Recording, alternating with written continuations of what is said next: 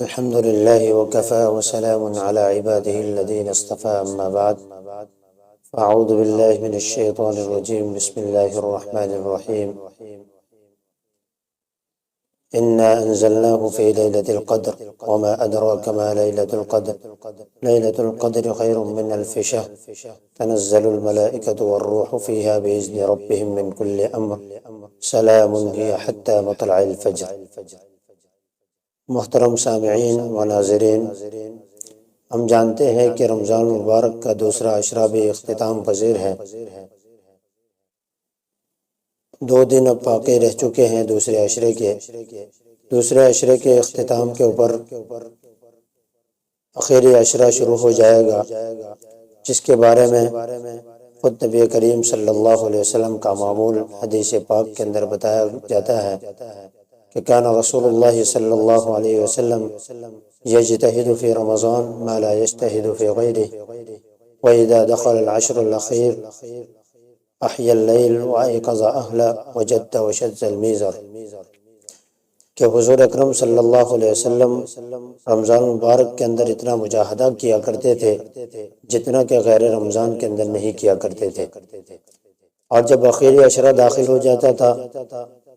تو آپ پوری رات جاگتے تھے اور اپنے گھر والوں کو بھی جگاتے تھے اور عبادت کے اندر خوب مجاہدہ شروع کر دیتے تھے اور اپنے لنگی کو بھی مضبوط باندھ دیتے تھے، یعنی کوششوں کے اندر بہت زیادہ اضافہ ہو جاتا تھا۔ اب آخری عشرہ ہم لوگوں کے بھی بالکل قریب آ چکا ہے۔ آخری عشرے کے اندر اعتکاف سنت مؤکدہ قرار دیا۔ یہ سنت مؤکدہ اس لیے ہے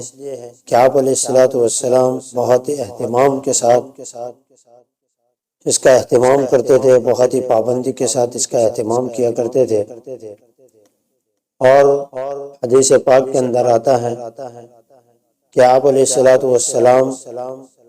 اس عشرے کی آخری عشرے کا اعتکاف اپنی زندگی کی آخری سانس تک کیا کرتے تھے، اور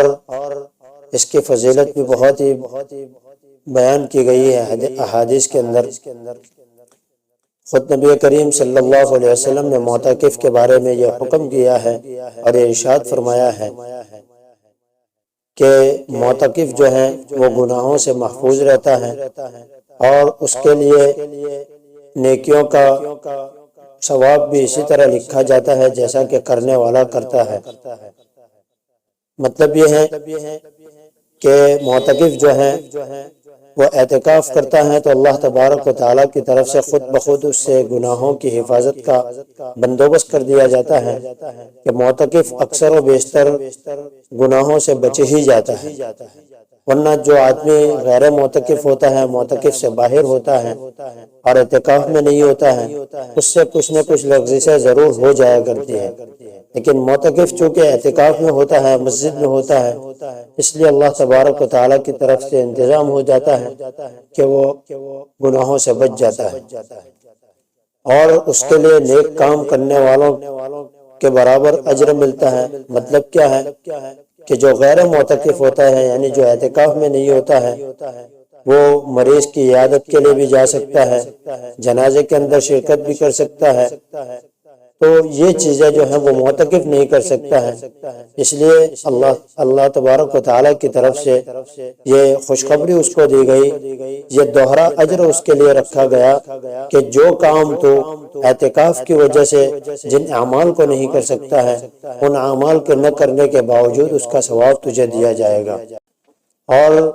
دوسری بات، دوسری حدیث کے اندر ارشاد فرمائی کہ اذا كان ليلة القدر نزل جبرائیل في كبكبة من الملائکہ يصلون على كل عبد قائم او قاعد يذكر الله عز وجل، کہ جب لیلۃ القدر ہوتی ہے حضرت جبرائیل علیہ السلام پورے فرشتوں کی ایک جماعت کے ساتھ اترتے ہیں روئے زمین کے اوپر اور ہر اس بندے کے اوپر رحمت بھیجتے ہیں، سلامتی بھیجتے ہیں اس بندے کے اوپر، ہر اس بندے کے اوپر جو بیٹھے بیٹھے کھڑے کھڑے اللہ تبارک و تعالیٰ کا ذکر کیا کرتا ہے۔